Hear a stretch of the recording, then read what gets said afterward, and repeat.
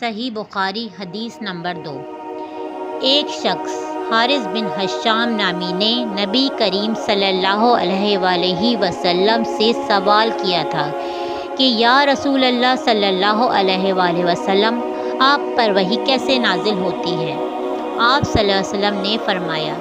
کہ وحی نازل ہوتے وقت کبھی مجھ کو گھنٹی کی سی آواز محسوس ہوتی ہے اور وحی کی یہ کیفیت مجھ پر بہت شوق گزرتی ہے۔ جب یہ کیفیت ختم ہوتی ہے تو میرے دل و دماغ پر اس فرشتے کے ذریعے نازل شدہ وحی محفوظ ہو جاتی ہے، اور کسی وقت ایسا ہوتا ہے کہ فرشتہ بشکل انسان میرے پاس آتا ہے اور مجھ سے کلام کرتا ہے،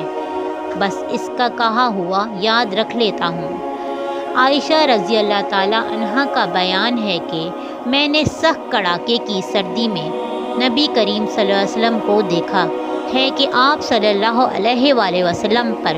وحی نازل ہوئی، اور جب اس کا سلسلہ موقوف ہوا تو آپ صلی اللہ علیہ وآلہ وسلم کی پریشانی پسینے سے شرابور تھی۔